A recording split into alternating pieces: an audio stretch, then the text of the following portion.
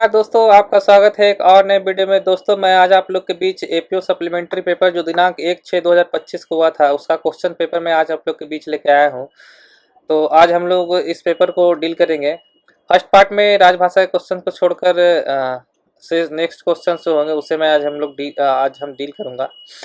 तो चलिए क्वेश्चंस को सोल्व करना स्टार्ट करते हैं। क्वेश्चन नंबर 11 से हम लोग देखते हैं। Which rule of the Railway Services Conduct Rule 1966 deals with observation of government policy by every railway servant? 1966 का रेलवे कंडक्ट रूल के किस नियम के तहत हम लोग गवर्नमेंट पॉलिसी का ऑब्जर्वेशन करते हैं? तो ये हम लोग ऑप्शन हम लोग देखेंगे। रूल 3A हमारा तत्परता शिष्टाचार के बारे में बताता है। रूल 3B हमारा गवर्नमेंट पॉलिसी का ऑब्जर्वेशन करने से संबंधित बताया गया है। और रूल 3C हमें सेक्सुअल हरासमेंट के बारे में बताया गया है। तो गवर्नमेंट पॉलिसी का ऑब्जर्वेशन करना रूल 3B में प्रावधान दिया गया है। तो यहाँ पे आंसर हम लोग देख लेंगे रूल 3B। नेक्स्ट क्वेश्चन पे चलेंगे। Which rule of the Railway Service Conduct Rule 1966 provide that every railway servant who is in charge of a workplace shall take appropriate steps to prevent sexual harassment to any woman at such workplace? किस rule के तहत ये हमें बताया गया है कि work place का जो इंचार्ज होगा वो अप्रोप्राइट स्टेप्स लेगा to prevent sexual harassment to any women at such work place. तो ये हमारा रूल 3C में ही प्रावधान बताया गया। तो हम लोग आंसर देख लेंगे यहाँ पे डी। रूल 3C के 2 में हमें यह प्रावधान दिया गया है कि हर एक वर्क प्लेस का जो इंचार्ज होगा वो अप्रोप्राइट स्टेप्स लेगा रिगार्डिंग महिला के यौन उत्पीड़न को रोकने के लिए उचित कदम उठाएगा। हम लोग रेलवे कंडक्ट रूल में भी हम लोग देख लेते हैं। रूल 3C का 2 में जो प्रावधान दिए गए हैं। Rule 3C provision of sexual harassment working women. Rule 3C का 2 बताता है कि every railway servant who is in charge of a work place shall take appropriate steps to prevent sexual harassment to any women at the work place. तो इस प्रकार से हमारा answer D हो जाएगा रूल 3C2। नेक्स्ट क्वेश्चन पे हम लोग चल देंगे। Which of the following is correct about the Rule 17 insolvency and habitual indebtedness of the Railway Servant Conduct Rule 1966? Rule 17 में हमें इंसॉल्वेंसी के बारे में बताया गया है, दिवालियापन के बारे में बताया गया। उससे रिगार्डिंग कुछ यहाँ पे स्टेटमेंट है। A railway servant desires to seek the benefit of the Insolvency Act shall apply to head of the department for permission to file a schedule in a court of law. यदि कोई rail कर्मचारी दिवालियापन अधिनियम का लाभ लेना चाहता है तो उससे न्यायालय में अनुसूची दाखिल करने की अनुमति के लिए विभागाध्यक्ष को आवेदन करना होगा। और यदि वो सेकंड टाइम अनुमति लेना चाहेगा तो उसके लिए जनरल मैनेजर अनुमोदन देंगे। फर्स्ट टाइम में वो अगर लेना चाहेगा तो HOD हेड ऑफ डिपार्टमेंट से वो अनुमति ले सकता है। A railway servant who seeks the assistance of the insolvency court without the previous permission of the competent authority is liable for removal from service. यदि कोई रेलवे कर्मचारी सक्षम प्राधिकारी की पूर्व अनुमति के बिना दिवालियापन न्यायालय की सहायता चाहता है तो उसे सेवा से तुरंत बर्खास्त कर दिया जाएगा। A railway servant who is arrested for debt is liable for dismissal. यदि कोई रेलवे कर्मचारी ऋण के लिए गिरफ्तार किया जाता है तो उसे सेवा से बर्खास्त किया जाता है। If a moiety of the pay of a railway servant is frequently attached for debt has been continuously so attached for a period exceeding 2 years, he is not liable for dismissal. यहाँ पे ये statement हमारा गलत हो जाएगा। यदि कोई railway कर्मचारी के वेतन का एक हिस्सा ऋण के लिए बार बार कुर्की किया जाता है, ये लगातार 2 वर्ष से अधिक अवधि तक कुर्क किया जाता रहा तो वह बर्खास्तगी के लिए उत्तरदायी होता है। यहाँ पे हमें दिया गया उत्तरदायी नहीं है, वो उत्तरदायी होता है। यहाँ पे हम लोग कंडक्ट रूल में भी हम लोग देख लेंगे। रूल 17 में हमें दिवालियापन के बारे में रूल बताया गया है। तो यहाँ पे हम लोग देखेंगे a railway servant desiring to seek the benefit of the insolvency act shall apply to the head of department. वो अपने HOD को अप्लाई करेगा। तो यहाँ पे दूसरा ऑप्शन था कि a railway servant who seeks the assistance of the insolvency court without the previous permission of the competent authority shall render himself liable to be removal from service. यदि previous permission लिए हुए यदि वो insolvency court में जाता है तो उसे सेवा से रिमूव कर दिया जाता है। फिर यहाँ पे एक तीसरा ऑप्शन था railway servant who is arrested for डेब्ट इज लायबल फॉर डिसमिसल। तो वो हमेशा वो अगर कर्ज के लिए अरेस्ट हुआ तो वो डिसमिसल के लिए उत्तरदायी होगा। फिर यहाँ पे एक ऑप्शन था कि if a moiety of the pay of a railway servant is being frequently attached for debit has been continuously so attached for a period exceeding 2 years और is attached for a sum which under ordinary circumstance he could not repay within 2 years, such railway servant shall be considered liable for dismissal। जबकि इस case में यहाँ पे option दिया गया था he is not liable for dismissal, तो ये हमारा ऑप्शन गलत हो जाएगा। एक और था कि सेकंड टाइम परमिशन कौन दे सकता है, तो यहाँ पे हम लोग देखेंगे if a railway servant asks for permission to seek the benefit of insolvency act for second time, such permission may not be granted by an authority lower than the general manager or head of office, who, if he decide to retain the employee in service, shall report the circumstances to the railway board for information। तो यहाँ पे इस प्रकार option number हमारा 1, 2 और 3 सही हो जाएगा। ऑप्शन नंबर 1, 2, 3 यहाँ पे ऑप्शन नंबर बी हमारा सही हो जाएगा। नेक्स्ट क्वेश्चन चलेंगे हम लोग। Which rule of the railway service conduct rule 1966 prohibit railway servant from subletting of government accommodation allotted to him. यदि किसी रेलवे कर्मचारी को सरकारी आवास आवंटन है तो वो उसे किराए पे नहीं दे सकता, तो इसका रूल प्रावधान दिया गया है रूल 15A में।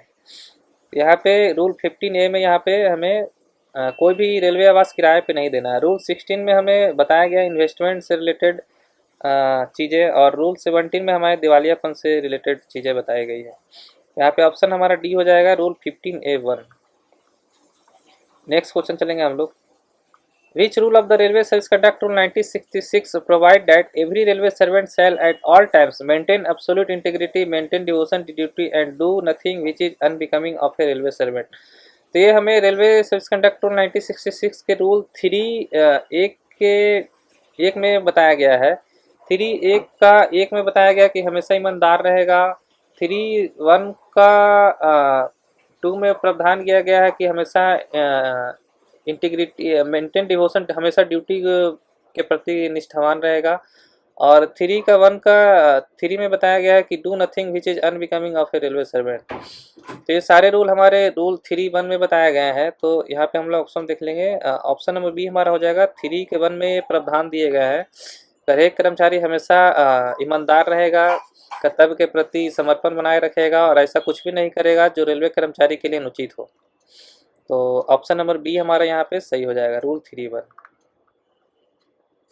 नेक्स्ट क्वेश्चन चलेंगे। What is the maximum period of extraordinary leave that can be granted to a temporary railway servant who has completed 1 year when the request is supported by a medical servant. जब कोई railway कर्मचारी 1 वर्ष पूर्ण कर लिया हो, अस्थायी railway कर्मचारी, और अधिकतम कितनी अवधि तक वो असाधारण अवकाश प्रदान किया जा सकता है? जब अनुरोध के समर्थन में चिकित्सा प्रमाण पत्र हो।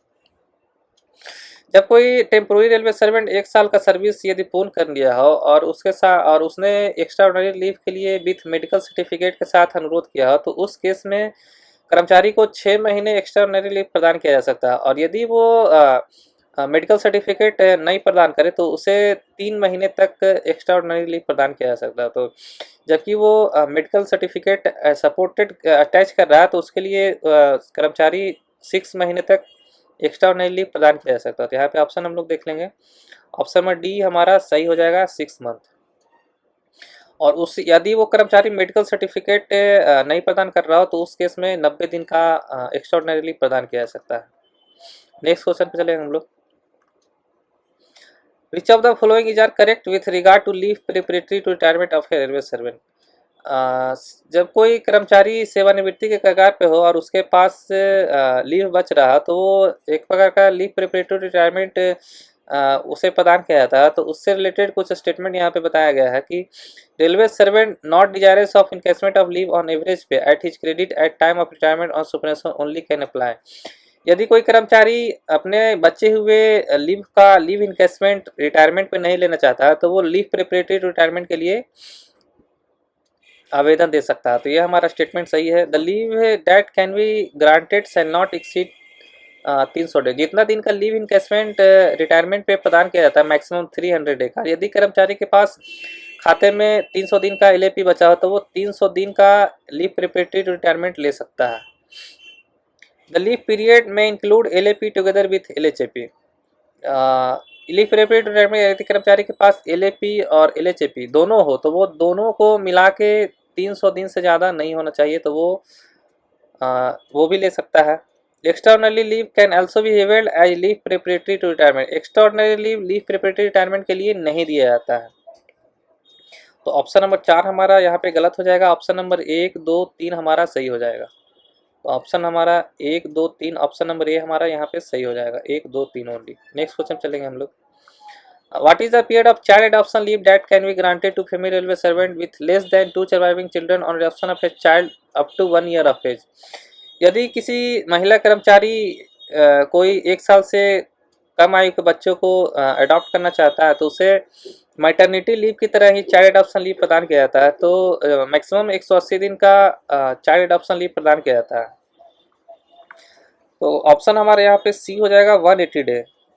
यहाँ पे आंसर 135 डेज दिया गया, जो कि ऐसा पूर्व में प्रावधान था। वर्तमान में चाइल्ड एडॉप्शन लीव 180 दिन का प्रदान किया जाता है। नेक्स्ट क्वेश्चन चलेंगे हम लोग। What is the maximum period permitted for an employee who resigns or dismissed or remove from railway service to retain the railway quarter on payment of normal rate. जब कोई रेलवे सेवक rail सेवा से त्यागपत्र या बर्खास्त या हटाए जाने वाले कर्मचारी को सामान्य किराए के भुगतान पर रेलवे क्वार्टर में बने रहने की अधिकतम अवधि क्या है? इस स्थिति में कर्मचारी 1 महीने तक रेलवे क्वार्टर को नॉर्मल रेंट पे रख सकता है। तो यहाँ पे ऑप्शन हम लोग देखेंगे 1 मंथ, 4 मंथ, 8 मंथ। तो ऑप्शन नंबर ए हमारा हो जाएगा 1 मंथ। नेक्स्ट क्वेश्चन लेंगे। which among the following is are correct about the centralized public grievance redress monitoring system। यहाँ पे सीपी ग्राम के बारे में पूछा गया है कि it is an online platform available to the citizens 24/7 to lodge their grievances to the public authority on any service delivery. CP gram में एक पोर्टल है जो ग्रीवांस से रिलेटेड है, जो कि भारतीय नागरिकों के लिए 24/7 आप किसी वक्त ग्रीवांसेस अप्लाई कर सकते हैं। तो ये हमारा ऑप्शन नंबर 1 सही है। A government servant using this portal for submitting representation on any of his service related grievance by passing the prescribed channel of communication is liable for disciplinary action. जो भी गवर्नमेंट सर्वेंट होंगे वो जैसे उनका कोई grievance है तो उनका पार्टिकुलर एक चैनल होगा। जैसे कोई कर्मचारी कार्मिक विभाग में है तो वो अपने पहले कंट्रोलिंग ऑफिसर को रिपोर्ट करेगा जो भी उसका ग्रीवांस हो, फिर उनसे ऊपर जो भी होंगे अधिकारी उनको रिपोर्ट करेगा, फिर उनसे ऊपर जो भी होंगे फिर पीएचओडी एचओडी। इस लेवल को बिना वो क्रॉस किए हुए यदि वो सीपी ग्राम का सहारा लेता है तो वो डिसिप्लिनरी एक्शन के लिए लायबल हो जाता, उत्तरदायी हो जाता है। तो ऑप्शन नंबर 2 भी हमारा सही हो जाएगा यहाँ पे। Anyone interested in seeking information under Right to Information Act 2005 can use this portal। CP gram portal का उपयोग आरटीआई मैटर के लिए नहीं किया जाता है। तो ये हमारा ऑप्शन नंबर 3 गलत हो जाएगा। Persons can raise issue on religious matter also. CP gram portal पे रिलीजियस मैटर वगैरह कोई भी इशू को आप रेज नहीं कर सकते हैं। और सीपी ग्राम पोर्टल आपका जैसे आरटीआई कोर्ट रिलेटेड मैटर और रिलीजियस मैटर, ये सब मैटर्स को सीपी ग्राम के दायरे में नहीं लाया जाता है। तो ऑप्शन नंबर 1 और 2 हमारा यहाँ पे सही है, बाकी 3 और 4 हमारा यहाँ पे गलत हो जाएगा। तो ऑप्शन नंबर ए हमारा 1 एंड 2 ओनली सही है, 1 एंड 2 ओनली। नेक्स्ट क्वेश्चन चलते हैं। With regard to partial withdrawal under national pension system which of the following condition is are correct. National pension system से जो विड्रॉल पार्शियल विड्रॉल होता है उससे रिलेटेड यहाँ पे बताया गया है कि subscribers should be in NPS at least for 3 years. कोई भी सब्सक्राइबर एनपीएस सब्सक्राइबर हो वो पार्शियल विड्रॉल चाहता है तो 3 साल सर्विस पूर्ण होने चाहिए। ये ऑप्शन नंबर 1 हमारा सही है। Withdrawal amount will not exceed 25% of the contribution made by subscriber. जो भी उसका कंट्रीब्यूशन एनपीएस में होगा उसका वो 25% ही विड्रॉल वन टाइम में कर सकता है। तो ऑप्शन नंबर बी भी हमारा सही है। Withdrawal can happen maximum 3 times for a specified reason. Withdrawal को आप मैक्सिमम 3 टाइम ही 5 साल के अंतर पे आप निकाल सकते हैं, 5 साल के अंतर। तो ऑप्शन नंबर 3 भी हमारा सही है। Subscriber have the option for submitting partial withdrawal request offline with self declaration to the associated nodal officer. ये भी हमारा ऑप्शन सही है कि जो भी एनपीएस सब्सक्राइबर होगा वो पार्शियल विड्रॉल स्वयं का घोषणा देके ऑफलाइन मोड में भी वो निकाल सकता है। तो ऑप्शन नंबर हमारा यहाँ पे चारों सही है एनपीएस से रिलेटेड। तो हम लोग देख लेंगे यहाँ पे all the given options are correct, यहाँ पे होना चाहिए सही, all the given options are correct. Next question चलेंगे। What is the time limit available to the central public information officer or state public information officer to furnish the information or reject the request under section 7(1) of Right to Information Act 2005 on receipt of a request under section 6? सूचना के अधिकार नियम 2005 की धारा 6 के अंतर्गत अनुरोध प्राप्त होने पर धारा 7 के अंतर्गत सूचना प्रदान करने अथवा अनुरोध को अस्वीकार करने के लिए केंद्रीय लोक सूचना अधिकारी अथवा राज्य लोक सूचना अधिकारी के पास उपलब्ध समय सीमा क्या है? कोई भी आरटीआई एप्लीकेशन यदि किसी लोक सूचना अधिकारी के पास प्राप्त होता है तो वो 30 दिन के अंदर सूचना को प्रदान कर सकता है या उसे अस्वीकार कर सकता है। तो टोटल समय 30 दिन ही है। आंसर हम लोग देखेंगे within 30 day of the receipt of request. Option number B हमारे यहाँ पे सही हो जाएगा। नेक्स्ट क्वेश्चन चलेंगे हम लोग। Section 24(2)(4) of the Occupational Safety Health and Working Condition Code 2020 mandates appointment of welfare officer in every factory, mine or plantation wherein or more workers are ordinarily employed and qualification, condition of service and duty of such welfare।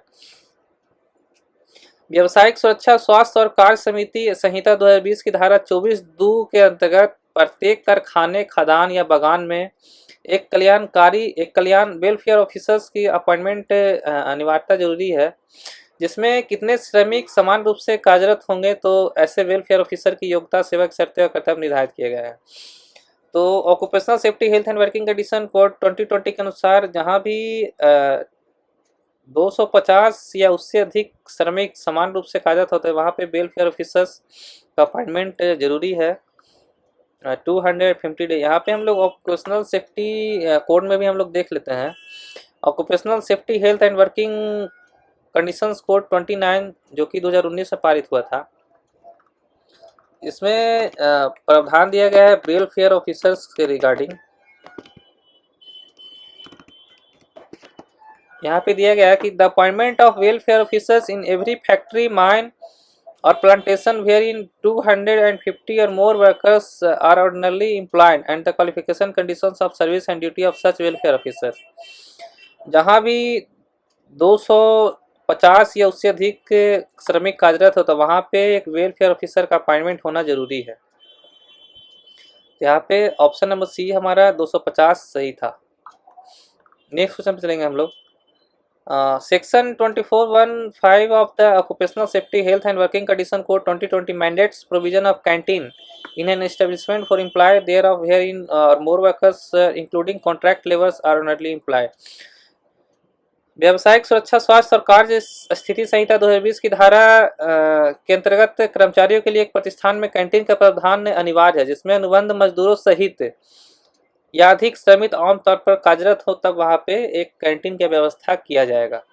तो इस स्थिति में हम लोग यहाँ पे भी code में देख लेंगे कि कैंटीन की व्यवस्था कितने श्रमिक होने पे वहाँ पे व्यवस्था दी जा सकती है। यहाँ पे हम लोग देखेंगे adequate standard of canteen or workers there of in an establishment employing 100 or more workers including contract labour ordinarily employed. तो वहाँ पे हम लोग एक कैंटीन की सुविधा देंगे। तो यहाँ पे इस केस में हमारा वो रहा है कि 100 और उससे अधिक कर्मचारी इंक्लूडिंग कॉन्ट्रैक्ट लेबर कार्यरत हो तो वहाँ पे कैंटीन की व्यवस्था किया जा सकता है। यहाँ पे 100 यहाँ पे हम लोग ऑप्शन नंबर ए सही लग रहा है, तो 100 यहाँ पे सही हो जाएगा। नेक्स्ट क्वेश्चन पे हम लोग in accordance with industrial relation code 2020 which of the following act shall not apply to any registered trade union? The society registration act 1860, the cooperative society act 1912, the multi state cooperative society act 2002, the company act 2013। ये जितने भी act आपको दिख रहा है ये कोई भी एक्ट इंडस्ट्रियल रिलेशन कोड 2020 के अनुसार रजिस्टर्ड ट्रेड यूनियन पे अप्लाई नहीं होते हैं। तो हम लोग एक बार कोड में भी देख लेते हैं।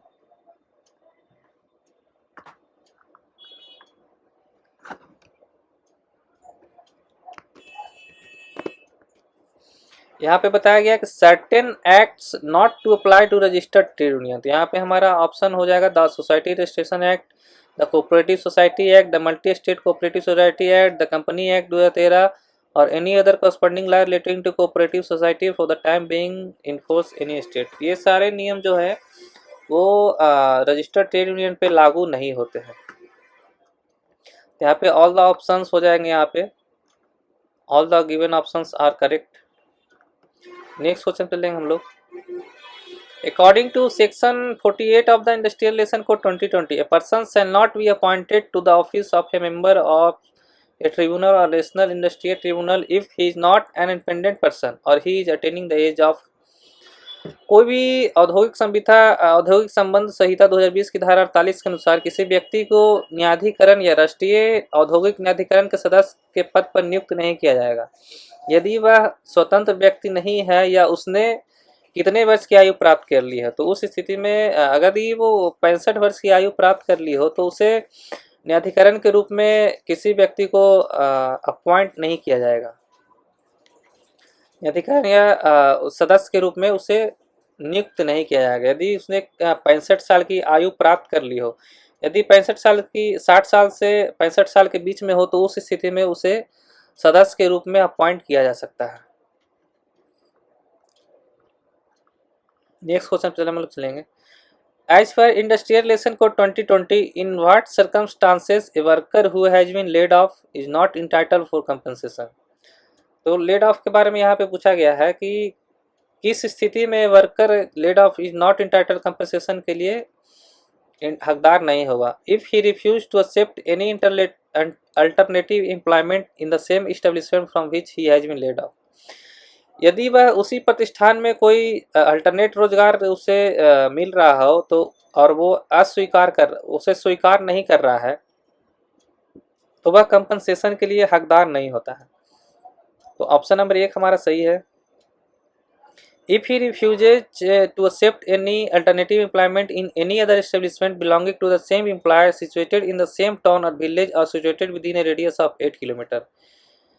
यदि वह उसी नियोक्ता से संबंधित किसी अन्य प्रतिष्ठान में कोई वैकल्पिक रोजगार स्वीकार करने से भी इनकार करता है जो कि उसी शहर या गांव में स्थित है या उसी 8 किलोमीटर के दायरे में स्थित है, तो वह कोई अल्टरनेटिव एम्प्लॉयमेंट स्वीकार नहीं कर रहा तो उसे कंपनसेशन नहीं दिया जाएगा। तो ये भी ऑप्शन नंबर बी हमारा सही है। If he does not present himself for work at the establishment at the appointment time during normal working hours at least once a day. यदि वह दिन में कम से कम एक बार सामान्य कार्य घंटों के दौरान नियत समय पर प्रतिष्ठान में काम के लिए उपस्थित नहीं होता है तो भी उसे लेड ऑफ के अंतर्गत कंपनसेशन नहीं दिया जाएगा। तो ऑप्शन नंबर सी भी हमारा सही है।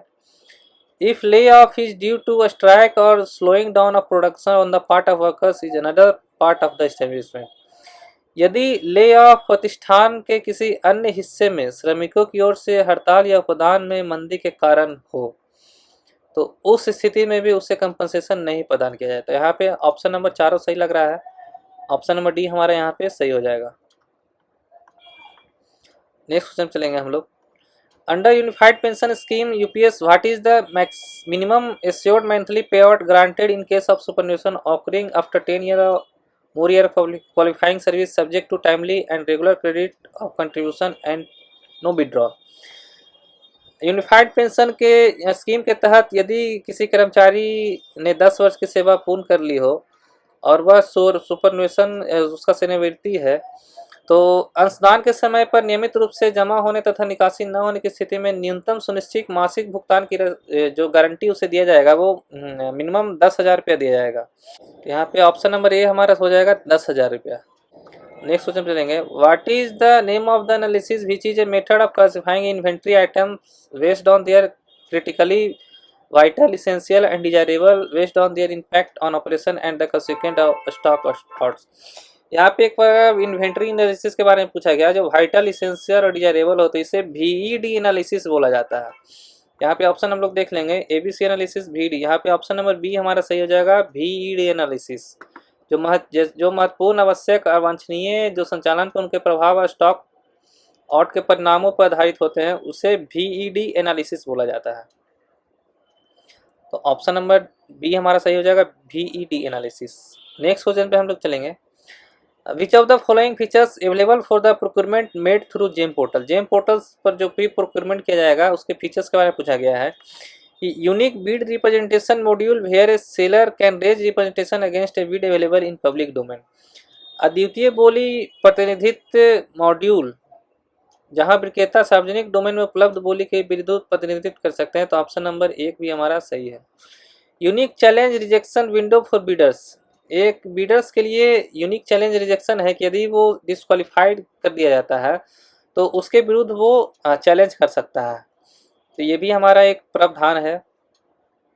It is increasing transparency as the process of procurement is faceless and transparent in which seller's identity is not revealed till the opening of L1। एक प्रकार का जो जेम पोर्टल आया है उसमें ट्रांसपेरेंसी लाया गया है कि जो भी प्रोक्योरमेंट होगा वो पूर्णतः फेसलेस होगा और सेलर्स का आइडेंटिटी पूर्णतः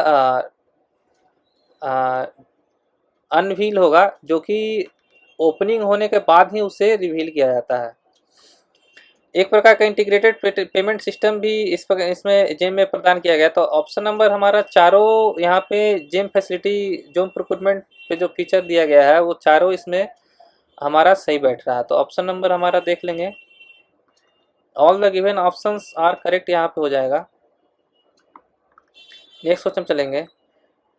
is the practice of comparing business process and performance metrics to industry bests and best practices from other companies dimension typically measured or quality, time and cost. In Indian Railway, this practice is widely used in manpower planning by comparing the best practice and performance metrics followed by different railway and production unit on various fields. कौन सा एक इसमें option दिया गया है, kaizen six sigma benchmarking के किस आधार पे विभिन्न रेलवे और उत्पादन इकाइयों द्वारा अपनाई जाने वाली एक सर्वोत्तम प्रथा है और प्रदर्शन मैट्रिक्स से तुलना करके मैन पावर प्लानिंग में उपयोग किया जाता है। तो इस प्रकार का एक बेंच मार्किंग प्रैक्टिस है जिसके अनुसार मैन पावर प्लानिंग में उपयोग किया जाता है। तो ऑप्शन नंबर हमारा डी हो जाएगा, बेंच मार्किंग। नेक्स्ट क्वेश्चन चलेंगे। Where a railway servant holding a post in substantive or temporary or officiating is promoted or appointed in a substantive temporary officiating capacity to another post carrying duty and responsibility of greater importance. His initial pay in the time scale shall be fixed by giving one increment in the level from which the railway servant is promoted, and he or she shall be placed at a cell equal to the figure so arrived at in the level of the post to which promoted or appointed, and if no such cell is available in the level to which promoted or appointed, he shall be placed in the next higher cell in that level. To which following rules which explanation refer to. जब भी कोई कर्मचारी एक level से दूसरे level में promotion पाता है, carrying duties and responsibility of greater importance, तो किस रूल के तहत उसका पे फिक्सेशन किया जाता है, तो उसी के बारे में यहाँ पे बताया गया। जो भी एक स्तर से दूसरे स्तर में प्रमोशन दिया जाता है तो वो उसके तहत जिस रूल के तहत उसका पे फिक्सेशन किया जाता है वो रूल 13.13(1)(a)(1) के अनुसार ही पे फिक्सेशन किया जाता है। तो यहाँ पे ऑप्शन नंबर ए हमारा सही हो जाएगा, रूल 13.13(1)(a)(1) के तहत। यहाँ पे ऑप्शन नंबर ए हमारा सही हो जाएगा, रूल 13.13(a)(1) के तहत। नेक्स्ट क्वेश्चन चलेंगे हम लोग। Which of the following is are correct about the house rent allowance payable to the railway employee. House rent allowance shall not be granted to a railway employee if he share government accommodation allotted rent free to another government servant. यदि किसी कर्मचारी को किराए मुक्त आवंटित सरकारी आवास साझा करता है तो उसे हाउस रेंट अलाउंस नहीं प्रदान किया जाता है। If he she resides in accommodation allotted to his her parents and daughter by central state government. यदि वह केंद्र सरकार या राज्य सरकार किसी भी संस्था द्वारा अपने माता पिता पुत्र पुत्री को आवंटित आवास में रहता है या रहती है तो उस स्थिति में भी उसे हाउस रेंट अलाउंस नहीं प्रदान किया जाएगा। Railway servant's wife husband has been allotted accommodation at the same station by the central state government irrespective of the fact whether he she resides in that accommodation or resides separately in accommodation rented by him or her. Railway कर्मचारी की पत्नी केंद्र सरकार या राज्य सरकार द्वारा उसी स्टेशन पर आवास आवंटित किया गया है, भले ही वह उस आवास में रहता हो या रहती हो, उसके द्वारा किराए पर लिए गए आवास में अलग से रहता या रहती हो, तो उस स्थिति में भी उसे हाउस रेंट अलाउंस नहीं प्रदान किया जाता है। Railway servant who shares government accommodation allotted to another railway government employee excluding those specified in sub rule 1 of rule 1706 of IREC volume 2 shell be eligible for house rent allowance. यहाँ पे IREC volume 2 1706 हम लोग देख लेते हैं एक बार ज़रा।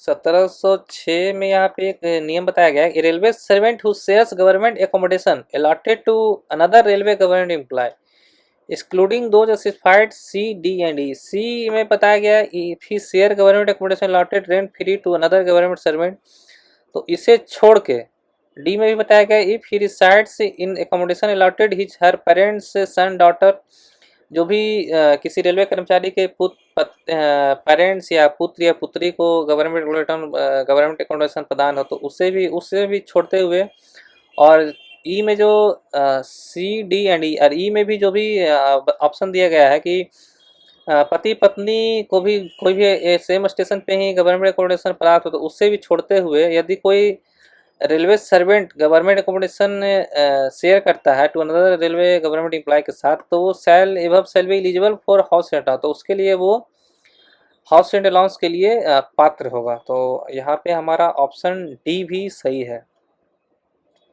तो ऑल द ऑप्शंस आर यहाँ पे सही हो जा रहे हैं, तो ऑप्शन नंबर डी हमारा यहाँ पे सही हो जाएगा। All the given options are correct. Next question चलेंगे। Regarding the assured pay out benefit under unified pension scheme which of the following is, यहाँ पे यूपीएस जो कि हाल ही में केंद्र सरकार के द्वारा लॉन्च किया गया उसके बारे में पूछा गया है। In case of superannuation the rate of full assured pay out will be at 50% of 12 monthly wages every basic pay after minimum 25 year qualifying service.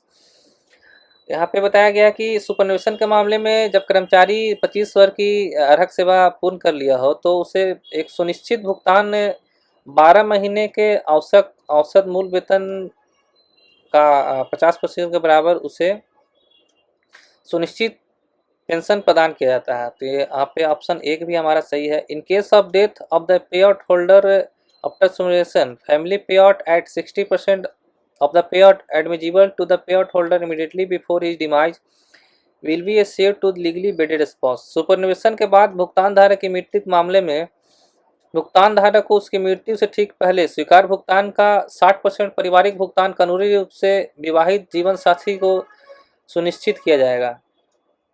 यदि कोई कर्मचारी डेथ कर जाता है तो उसे उसके लीगली वेडेड स्पाउस को एडमिसिबल पे आउट का 60% भुगतान किया जाता है। सुनिश्चित भुगतान और पारिवारिक भुगतान पर महंगाई राहत उपलब्ध नहीं होगी, यह हमारा ऑप्शन सी गलत है। Dearness relief will not be available on the assured pay out and family पे आउट, यहाँ पे डियरनेस रिलीफ प्रदान किया जाता है, तो ऑप्शन नंबर सी हमारे यहाँ पे गलत है। Dearness relief will be available on the assured pay out and family पे आउट एज द केस में, यहाँ पे ऑप्शन नंबर डी हमारा सही है। Dearness relief assured pay out पे प्रदान किया जाता है। तो ऑप्शन नंबर हमारा 1, 2 और 4 हमारा सही है, 3 गलत है। यहाँ पर ऑप्शन देखेंगे, ऑप्शन नंबर बी हमारा 1, 2, 4 सही लग रहा है। ऑप्शन नंबर 1, 2, 4 सही है। नेक्स्ट क्वेश्चन चलेंगे हम लोग। In accordance with railway servant hours of work period of rest rules 2005 which of the following is are correct regarding split duty. Split duty के बारे में पूछा गया। स्प्लिट ड्यूटी दो ब्रेक या 3 स्पेल ऐसे समथिंग कुछ होता है, उसके बारे में बताया गया है कि ड्यूटी इन 2 और मोर स्पेल्स, तो ये हमारा ऑप्शन सही है। ड्यूटी इन 2 और मोर स्पेल्स में भी हो सकता है।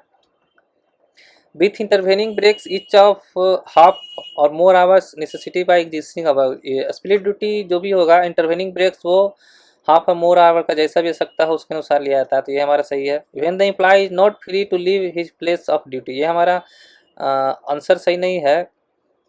स्प्लिट ड्यूटी में कर्मचारी वर्किंग प्लेस को छोड़ भी सकता है, तो यहाँ पे ऑप्शन नंबर सी हमारा गलत है। Interval of rest and meals shall be breaks for the purpose of split duty. Split duty के अंतर्गत जो भी रेस्ट या मील्स के लिए इंटरवल लिए जाएंगे वो नहीं लिया जाता है। Interval of rest and meals and not be breaks for the purpose of split duty, तो यहाँ पे हमारा ऑप्शन 1 और 2 ही सही था, बाकी 3 और 4 हमारा गलत है। तो यहाँ पे ऑप्शन नंबर 1, 2 हमारा सही है। आंसर देख लेते हैं। आंसर 1, 2 हमारा यहाँ पे सही है। स्प्लिट ड्यूटी जिसमें 2 अवधि या 3 अवधि या 2 ब्रेक 3 स्पेल्स ऐसे समथिंग होते हैं, जिसमें कर्मचारी स्प्लिट ड्यूटी के अंतर्गत कर्मचारी वर्क प्लेस को छोड़ सकता है और split duty half or more our का भी हो सकता है। और इंटरवल और रेस्ट, जो भी रेस्ट और मील्स के लिए इंटरवल लिए जाएंगे वो स्प्लिट ड्यूटी के लिए ब्रेक्स के रूप में नहीं लिए जाते हैं। यहाँ पे ऑप्शन था सेल बी ब्रेक्स, यहाँ पे होगा shall not be breaks for the purpose of split duty. तो आप यहाँ पे हमारा ऑप्शन 1 और 2 ही सही था। नेक्स्ट क्वेश्चन चलेंगे। As per railway servant hours of work and period of rest rule 2005, railway servant or railway administration agreed by the decision of regional level commissioner may submit appeal to the secretary to the government of India in the ministry of railway within how many days from the date on which the decision was communicated. ये बहुत ही अच्छा question है जो लगभग हर एक बार के जो भी एग्जाम्स होते हैं तो उसमें आते रहते हैं। रेलवे सेवक कार्य के घंटे विश्राम की अवधि नियम 2005 के अनुसार क्षेत्रीय श्रम आयुक्त के निर्णय से यदि कोई एग्रीव्ड है तो वो रेल सेवक या रेलवे प्रशासन निर्णय सूचित किए जाने की तारीख से कितने दिनों के भीतर भारत सरकार के श्रम मंत्रालय में सचिव को अपील प्रस्तुत कर सकता है। तो ये 90 दिन के अंदर होता है कि वो 90 दिन के अंदर सेक्रेटरी मिनिस्ट्री ऑफ रेलवे को अपील कर सकता है। तो यहाँ पे ऑप्शन नंबर सी हमारा हो जाएगा 90 दिन। नेक्स्ट क्वेश्चन मिलेंगे। Which of the following act have been repealed while introducing the legislation the coded on wages 2019। 2019 coded wage लाया गया उसके अनुसार कौन से एक्ट को रिपील कर दिया गया। तो सारे जितने भी वेजेज एक्ट थे उसे रिपील करके एक कोड लाया गया है द कोडेड ऑन वेजेज 2019। तो उसमें the payment of wages act 1936 को भी रिपील कर दिया गया है। द मिनिमम वेजेज एक्ट 1948 को भी रिपील कर दिया गया है। The payment of bonus act 1965 को भी रिपील कर दिया गया है। द इक्वल रिम्यूनरेशन एक्ट 1976 को भी रिपील। यहाँ पे सारे जितने भी एक्ट हैं उन सभी को रिपील करके एक नया कोड लाया गया है द कोडेड ऑन वेजेज 2019। यहाँ पे सारे कोड्स को रिपील कर दिया गया। तो ऑप्शन हमारा सभी सही हो जाएगा। All the given options are correct. Next question चलेंगे। In accordance with the code on wages 2019 the employer shall pay the wages of the employee engaged on monthly basis before the expiry of day of succeeding month. कोई भी कर्मचारी जब वह किसी industrial में कार्यरत हो तो उसे मंथली बेसिस पे वह काम कर रहा है तो कितने दिन के अंदर उसे पेमेंट का भुगतान कर देना हो अगले महीने। तो जहाँ भी 1000 से कम कर्मचारी हो तो वहाँ पे 7 दिन के अंदर पेमेंट का भुगतान कर देना होता है मंथ ख़त्म होने के बाद। और यदि 1000 से अधिक कर्मचारी कार्यरत हो तो मंथ होने के 10 दिन के अंदर भुगतान कर देना होता है। तो यहाँ पे नॉर्मली 7 दिन दे रहा है according with the coded on wages 2019। तो यहाँ पे अगले महीने की 7 तारीख की समाप्ति से पहले वेतन का भुगतान करना होगा। तो यहाँ पे 7th डे के अंदर भुगतान कर देना होगा। ऑप्शन नंबर डी हमारे यहाँ पे सही रह रहा है। नेक्स्ट क्वेश्चन मिलेंगे। Way what are the source of fund for staff benefit fund. Staff benefit fund से जो भी पैसे आते हैं वो किस तरीके से प्राप्त किए जाते हैं। तो टोटल 4 स्रोत से फंड एसबीएफ में आते हैं। मास्टर सर्कुलर 4 जब आप पढ़ेंगे तो उसमें एसबीएफ के कौन कौन से स्रोत हैं। तो ये 4 स्रोत हैं जिसके तहत स्टाफ बेनिफिट फंड में पैसे आते हैं। तो ये 4 स्रोत कौन से हैं। प्रत्येक वित्तीय वर्ष की 1 अप्रैल को रेलवे राजस्व से प्रति व्यक्ति के आधार पर वार्षिक अनुदान गैर राजपत्रित रेलवे कर्मचारियों की कुल स्वीकृत संख्या स्थायी और अस्थायी दोनों को मिला के आधार पर जितने भी हो तो उसे मानते हुए फंड प्रदान किया जाता है। जुर्माने से सभी प्राप्तियां जो भी राशि फाइन से प्राप्त किए जाते हैं तो वो सभी राशियां एसबीएफ में ही आते हैं। 50% of expenditure incurred by the railway on grant of scholarship for technical education of children of railway servant during the preceding year. पिछले वर्ष के दौरान रेलवे कर्मचारियों को बच्चों की तकनीक शिक्षा के लिए छात्रवृत्ति के अनुदान पर रेलवे द्वारा किए गए व्यय का 50% जो होता है वो स्टाफ बेनिफिट फंड में दिया जाता है। और 3 वर्ष की अधिक अवधि से अधिक का भुगतान नहीं किया गया वेतन जो भी होगा वो एसबीएफ में डाल दिया जाता है। तो ये चारों स्रोत हैं जिसके द्वारा एसबीएफ में फंड प्राप्त होता है। ये बहुत ही इम्पोर्टेंट क्वेश्चन है कि एसबीएफ में कौन कौन से स्रोतों से फंड प्राप्त होता है। तो हमारा यहाँ पे ऑप्शन नंबर 4 सही है। तो all the given options are correct. Option number C सही हो जाएगा।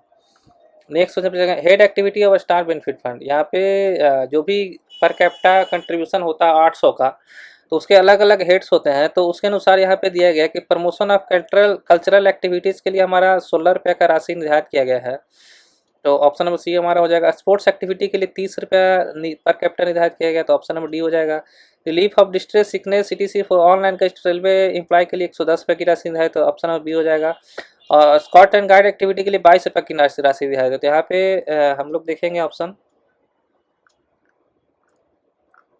यहाँ पे मिलाने के लिए है एक का हो जाएगा हमारे यहाँ पे प्रमोशन ऑफ कल्चरल एक्टिविटी के लिए 16 रुपया, तो एक का सी हो जाएगा।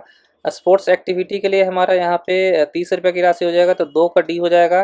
रिलीफ ऑफ डिस्ट्रेस सिकनेस के लिए यहाँ पे 110 रुपये का, तो 3 का बी हो जाएगा। और स्कॉट एंड गाइड के लिए 22 रुपये। तो ऑप्शन हम लोग देख लेंगे, एक का हो जाएगा यहाँ पे कल्चरल एक्टिविटी के लिए 16 रुपये, एक का सी, और 2 का स्पोर्ट्स एक्टिविटी डी। एक का सी, 2 का डी देखेंगे यहाँ पे, एक का एक का सी, एक का सी यहाँ पे एक ऑप्शन है, और 2 का डी भी मिल रहा है। और 3 का सभी अस्पताल रेलवे कर्मचारी की संकट बीमारी आदि के लिए 110 रुपये का है, तो 3 का बी हमारा यहाँ पे देख लेंगे हम लोग, 3 का बी, और 4 का ए 22 रुपया स्कॉट एंड गाइड के लिए। तो यहाँ पे ऑप्शन नंबर बी हमारा सही हो जाएगा। ये भी बहुत ही इम्पोर्टेंट क्वेश्चंस है, जो कि एसबीएफ में जो 800 रुपये प्रति कैपिटा व्यक्ति निर्धारित है, तो उसका हर एक मद में अलग अलग कैपिटा निर्धारित है। तो बहुत ही ये इम्पोर्टेंट है कि प्रति व्यक्ति किस मद में कितना रुपया का राशि निर्धारित किया गया है। तो ऐसे क्वेश्चंस लगभग सारे एग्जाम्स में, जितने भी एपी एग्जाम्स हुए उसमें ये पूछे जाते हैं। तो ये VVI है, आप लोग याद कर लेंगे इसे। नेक्स्ट क्वेश्चन चलेंगे हम लोग। In according with IREM volume 2 provision, the quorum required for a meeting of the central executive committee for the trade union shall be of the number constituting the committee. Indian railway establishment manual volume 2 के कौन से प्रावधानों के अनुसार trade यूनियनों की केंद्रीय कार्यकारी समिति की बैठक के लिए आवश्यक कोरम समिति के सदस्यों की संख्या का कितना होना चाहिए? तो हम लोग IREM का वॉल्यूम 2 में हम लोग देखते हैं यहाँ पे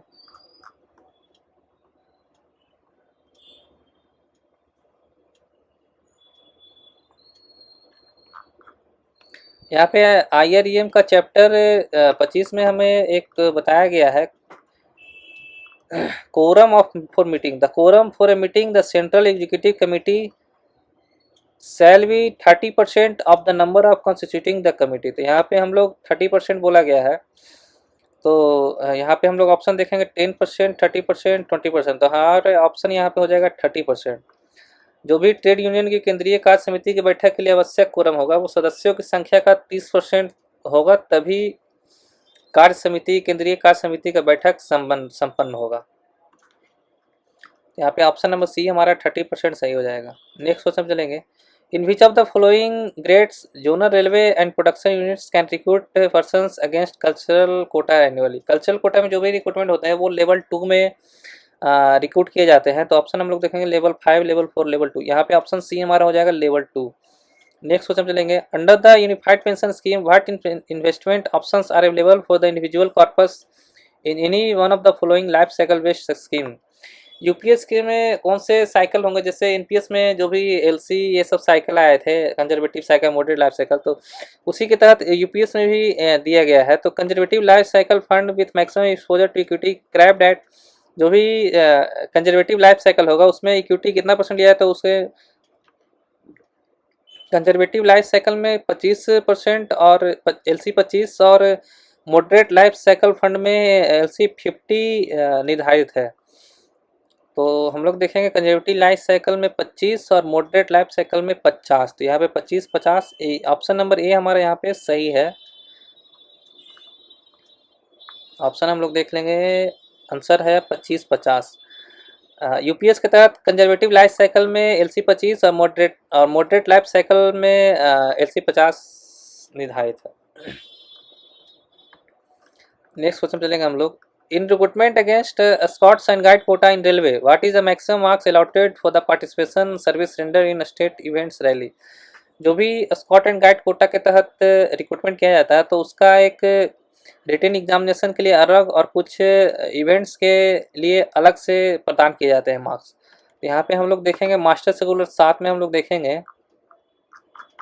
ये रिक्रूटमेंट से रिलेटेड है, recruitment against cultural scout and guide quota. तो यहाँ पे हम लोग देखेंगे स्कॉट एंड गाइड कोटा के लिए जो रिटन टेस्ट होंगे वो 60 मार्क्स का, जिसमें 40 मार्क्स ऑब्जेक्टिव और 20 मार्क्स ऐसे टाइप क्वेश्चंस के लिए दिए जाते हैं। और बाकी के जो 40 मार्क्स होंगे वो इस तरह कंट्रीब्यूट किए जाते हैं। तो जिसमें हमें एक पूछा गया था कि पार्टिसिपेशन सर्विस रेंडर इन स्टेट इवेंट्स रैलीज में, तो 10 मार्क्स प्रदान किया जाता है। यहाँ पे ऑप्शन हम लोग देख लेंगे 10 मार्क्स। यहाँ पे आंसर हमारा हो जाएगा 10 मार्क्स। नेक्स्ट क्वेश्चन चलेंगे, what is the quota allotted to zonal railway and production units for recruitment against sports quota through open advertisement in level 2 and level 3। जो भी रिक्रूटमेंट जोनल रेलवे और production unit में sports quota का किया जाता है वो अलग अलग तरीके से किया जाता है, टैलेंट स्काउटिंग और ओपन एडवर्टाइजमेंट के तहत। तो लेवल 2 और 3 में जोनल रेलवे में जो भी नियुक्ति होता है वो एक सबका कोटा अलग अलग निर्धारित है। तो ओपन एडवर्टाइजमेंट के तहत लेवल 2 और 3 में जोनल रेलवे में टोटल 16 भर्ती किया जाता है, और लेवल 3 में प्रोडक्शन यूनिट में 8 भर्ती किया जाता है, 8 कोटा अलॉटेड है। तो यहाँ पे ऑप्शन नंबर बी हो जाए हमारा। हम लोग RBI 52/2012 भी हम लोग एक बार देख लेते हैं।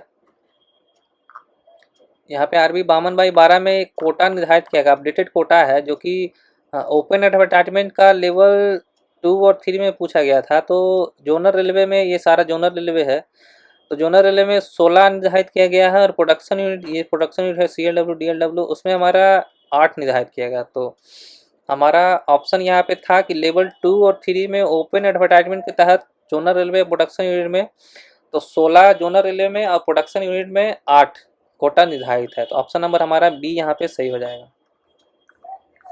नेक्स्ट क्वेश्चन चलेंगे, which of the following is are correct about the period of reckoning sports achievement for recruitment against sports quota through open advertisement. Open advertisement में जो भी भर्ती रिक्रूटमेंट स्पोर्ट्स कोटा के तहत किया जाता है तो उसमें कौन सा अचीवमेंट किया जाता है। तो ओपन एडवर्टाइजमेंट में जो भी अचीवमेंट होगा वो current year plus previous 2 financial year का जो भी उसने अचीवमेंट किया गया उसे काउंट किया जाता है। और यदि यहाँ पे टैलेंट स्काउटिंग के तहत यहाँ पे पूछा जाता है तो current year plus previous 1 year का यहाँ पे काउंट किया जाता है। जबकि यहाँ पे ओपन एडवर्टाइजमेंट के बारे में पूछ रहा है तो उसके लिए current year plus previous 2 financial year जो भी होगा अचीवमेंट उसका लिया जाएगा। तो ऑप्शन हम लोग देखेंगे यहाँ पे, the sports achievement shall be in the current and or immediate preceding 2 financial years and sports person shall be an active player. तो यहाँ पे ऑप्शन नंबर ए ही हमारा सही है। तो हमारा देख लेंगे answer, the sports achievement shall be in the current and or immediate preceding 2 financial year and sports person shall be an active player. तो यहाँ पे ऑप्शन नंबर ए हमारा सही हो जाएगा। यहीं पे अगर टैलेंट स्काउटिंग के तहत पूछा जाता तो current year plus 1 previous financial year का यहाँ पे हमारा ऑप्शन नंबर, उस स्थिति में हमारे यहाँ हो जाता है the sports achievement shall be in the current or immediate preceding 1 financial year and sports person shall be an active player. तो यहाँ पे हो जाता है डी हमारा ऑप्शन। परंतु यहाँ पे हमें ओपन एडवर्टाइजमेंट के बारे में पूछ रहा है तो ऑप्शन नंबर 1 हमारा यहाँ पे सही हो जाएगा। नेक्स्ट क्वेश्चन चलेंगे, in sports recruitment representing the country in Asian games senior comes under which category. जो भी एशियन गेम्स सीनियर का जो भी रिक्रूटमेंट स्पोर्ट्स रिक्रूटमेंट करते हैं उसे कौन कैटेगरी में हम लोग मानते थे। यहाँ पे SPF के तहत एक स्कीम लागू हुआ था, उसे हम लोग देख लेते हैं।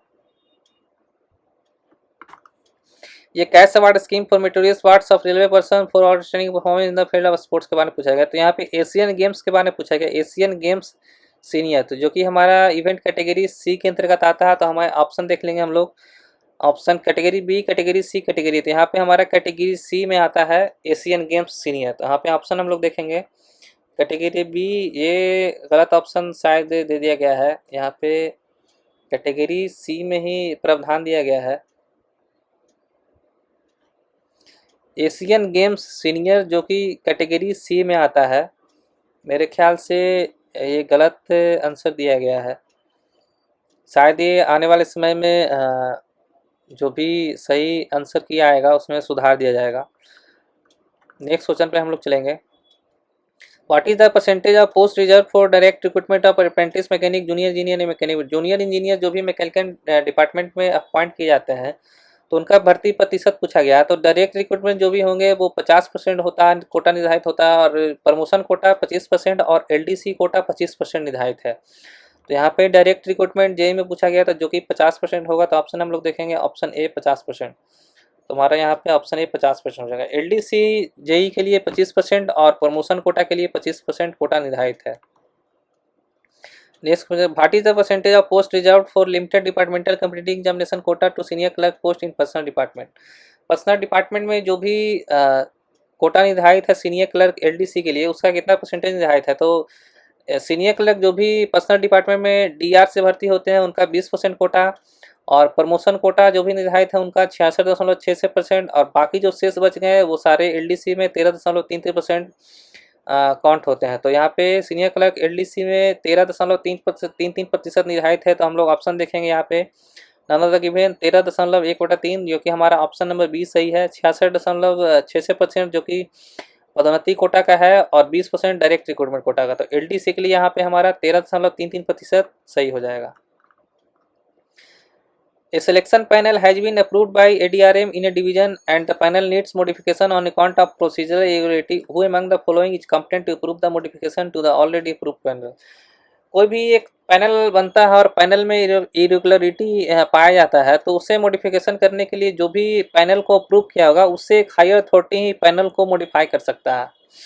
तो यहाँ पे एडीआरएम ने पैनल को अप्रूव किया है और उसमें मॉडिफिकेशन या जो भी चेंजेस करना है तो इससे ऊपर अथॉरिटी जो भी होंगे वो पैनल को मॉडिफाई कर सकते हैं। तो एडीआरएम से ऊपर डिवीजन में डीआरएम होते हैं और डीआरएम से ऊपर उस डिपार्टमेंट का पीएच हो रही है। तो यहाँ पे एडीआरएम ने पैनल अप्रूव किया तो डीआरएम यहाँ पे पैनल को मॉडिफाई कर सकते हैं। तो आंसर हम लोग देखेंगे principal head of department none of the given option करें डिविजनल रेलवे। यहाँ पे हमारा ऑप्शन नंबर सी हो जाएगा डिविजनल रेलवे मैनेजर।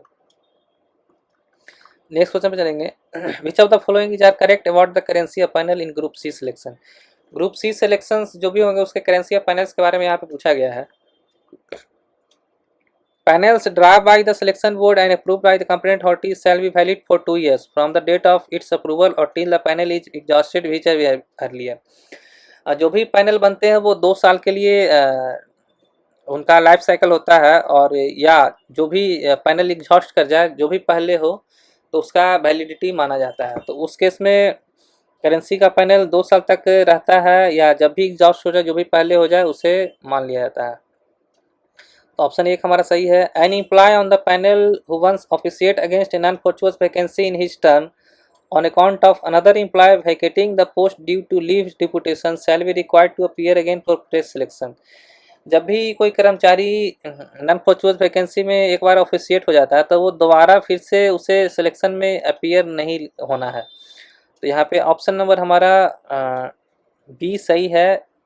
यहाँ पे होना चाहिए था shall not be required to appear again for fresh selections. Option C हम लोग देखेंगे, in case an employee lower in the panel has officiated whereas one higher in the panel has not officiated for reasons beyond the latter control such as non release by the administration or promotion the latter employee will not be required to appear for fresh selection.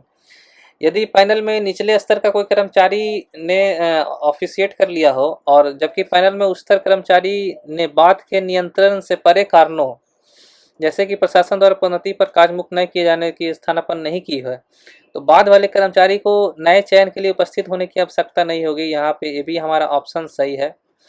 In case an employee lower in the panel has officiated whereas the senior person does not officiate for reasons of his own this implied that he has refused promotion and will be required to appear for flex selection. यदि panel में निचले स्तर के किसी कर्मचारी ने स्थानापन्न की जबकि वरिष्ठ व्यक्ति अपने स्वयं के कारणों से स्थानापन्नता नहीं करता है तो इसका तात्पर्य यह है कि उसने पदोन्नति से इनकार कर दिया और उसे नए चयन के लिए उपस्थित होना होगा। तो यहाँ पे ऑप्शन नंबर डी भी हमारा सही है। तो हम लोग ऑप्शन देखेंगे, ऑप्शन नंबर एक हमारा सही था, ऑप्शन नंबर बी हमारा गलत था और ऑप्शन नंबर 3 भी सही था, 4 भी सही था। तो यहाँ पे ऑप्शन नंबर बी हमारा गलत हो जाएगा, 1, 3 और 4 हमारा सही है। ऑप्शन नंबर बी हमारा सही लग रहा है, 1, 3 एंड 4। ऑप्शन नंबर 1, 3 और 4। नेक्स्ट क्वेश्चन पे जाएंगे, a panel has been formed with the approval of additional divisional railway manager to fill a vacancy of senior clerk an employee Y who has been placed in the panel has been transferred to another station on promotion but he submitted his willingness after debarring him and a period of 1 year he was again considered for promotion but he refused his promotion again. Which of the following is correct with regard to the above? एक कर्मचारी है जो कि senior clerk के पद पे पदोन्नति पाया है और उसका पैनल जो है वो एडीआरएम ने अप्रूव किया है, परंतु उसका प्रमोशन पे स्थानांतरण किसी अन्य स्टेशन पे हो गया और वो अनविलिंगनेस दे रहा है। तो क्या क्या कंडीशन उसमें पूछा गया, by shall be deviate for promotion for another period of 1 year and transfer out of station.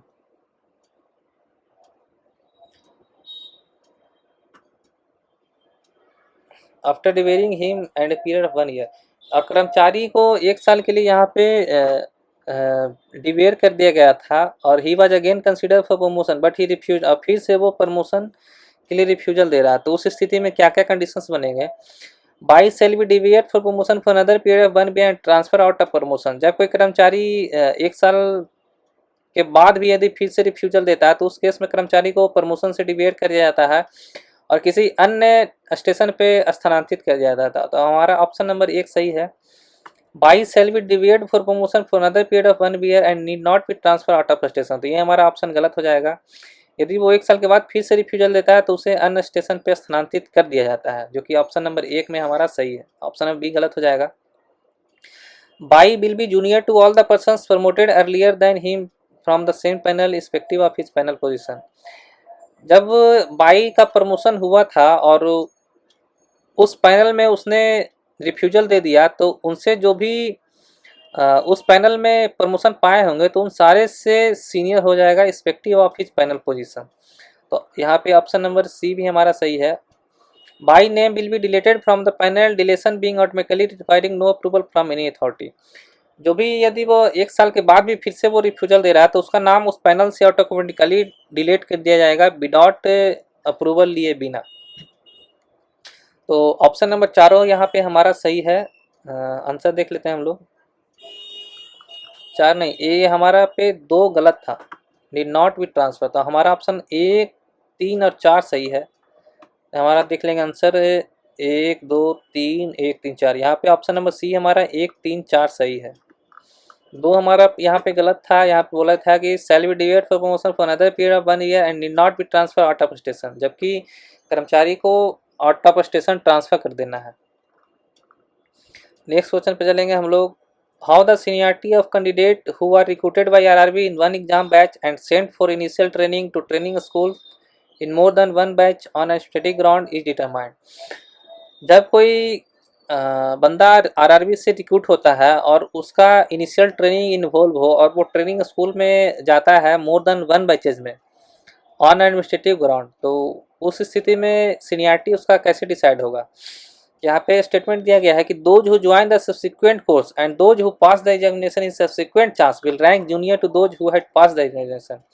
जब किसी रेलवे सेवक को ट्रेनिंग स्कूल में भेजा जाता है तो वह एक ही चांस में पास कर गया तो उसका सीनियरिटी तो बैच के हिसाब से बन जाएगा, मगर वह फेल कर जाता है फिर से उसे नेक्स्ट बैच में भेजा जाता है तो उसका जो सीनियरिटी होगा वो जो भी उनसे पहले पास किया होगा उनसे वो नीचे सीनियरिटी में रहेगा। तो यहाँ पे ऑप्शन नंबर 1 सही है। In case persons belonging to the same RRB panel are sent for initial training in batches due to administrative reason and not because of reason attributed to the candidate, the inter seniority will be regulated batch wise. जब किसी कर्मचारी को अलग अलग एक ही RRB panel से आए हों और उसका इनिशियल ट्रेनिंग अलग अलग बैचों में एडमिनिस्ट्रेटिव रीजन से भेजा जाता है, नॉट एट्रीब्यूटेड टू कैंडिडेट के रीजन से नहीं, एडमिनिस्ट्रेटिव रीजन से अलग अलग बैचों में उनका ट्रेनिंग कराया जाता है, तो उनका the inter seniority will be regulated at batch wise provided such persons pass the examination at the end of training in first attempt. तो जो भी कर्मचारी को अगर अलग अलग बैचेज में भेजा गया हो तो जो भी वो ट्रेनिंग पास करेगा उसे फर्स्ट अटेम्प्ट में ही एग्जामिनेशन पास करना होगा। तो ऑप्शन नंबर 3 भी हमारा सही है। When 2 or more candidates are declared to be of equal merit at one and same examination, selection their relative seniority is determined by the date of birth, the younger candidate being the senior। यहाँ पे younger नहीं बल्कि elder जो भी as में ज़्यादा होगा वो सीनियर माना जाएगा। यहाँ पे ऑप्शन हमारा 1, 2, 3 सही है, 4 गलत है। यंगर, यहाँ पे जो इल्डर होगा जिसका डेट ऑफ बर्थ, मान लीजिए कोई दो बंदा है और एक ही मार्क्स लाया है, तो एक का डेट ऑफ बर्थ 80 है और एक का डेट ऑफ बर्थ 82 है, तो जो 80 वाला होगा उसे सीनियर मान लिया जाएगा। तो ऑप्शन नंबर 1, 2, 3 हमारा सही है, 4 गलत है। एक दो नेक्स्ट क्वेश्चन चलेंगे हम लोग। How the seniority of employees determined when they are not required to undergo any periodical medical evaluation but on their on record request for a change of category by citing health reasons and the same has been considered. जब कोई कर्मचारी PME के लिए जाता है, यदि वो PME के लिए नहीं जा रहा, वो चाह रहा है कि हमारा चेंज ऑफ कैटेगरी हो जाए बाय साइटिंग उसने हेल्थ रीजंस का हवाला दिया है, तो उसका सीनियरिटी किस प्रकार निर्धारित किया जाएगा उसके बारे में पूछा गया है। तो जो भी इस प्रकार के केसेस जो होते हैं वो पूर्णतः ऑन रिक्वेस्ट ट्रीट किए जाते हैं, तो उनका सीनियरिटी ऑन रिक्वेस्ट के केस में जैसे ट्रीट किया जाता है तो इस स्थिति में भी वैसा ही ट्रीट किया जाएगा। तो यहाँ पे ऑप्शन हम लोग देखेंगे, to be assigned seniority below all in the relevant grade in the new unit by treating it as transfer on request. यहाँ पे ऑप्शन नंबर बी हमारा सही हो जाएगा। To be assigned seniority below all in the relevant grade in the new unit by treating it as transfer on request. Next question चलेंगे, what is the maximum period up to which an officer working in senior static grade can be granted additional post allowance by general manager. जो भी SAG level के officer होंगे उसे additional post allowance जो प्रदान किया जाएगा मैक्सिमम 3 महीने के लिए प्रदान किया जाता है, और जेएजी के केस में मैक्सिमम 6 महीने के लिए प्रदान किया जाता है। तो यहाँ पे हम लोग ऑप्शन देखेंगे 3 मंथ, हमारा एसएजी के केस में 3 मंथ सही हो जाएगा। नेक्स्ट क्वेश्चन पे चलेंगे, break down may be an accident which involve the calling out of a break down train or engine with special staff or equipment including MFD equipment and traffic trains from the nearest breakdown train depot or shed or a bridge or was away on the line which interrupt normal traffic।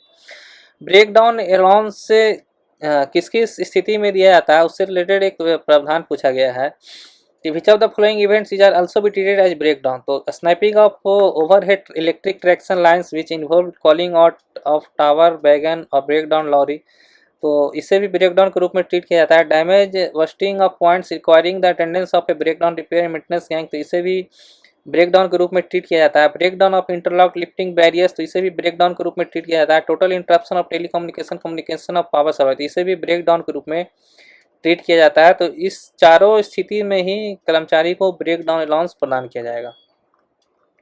तो option number हमारा D हो जाएगा, all the given options are correct. Next question चलेंगे, when running staff attend training schools for refresher and promotion courses and Lok Sahayak Sena camp at a place outside their headquarters and where free messing is provided, at what rates they shall be entitled to payment of allowance in lieu of kilometerage।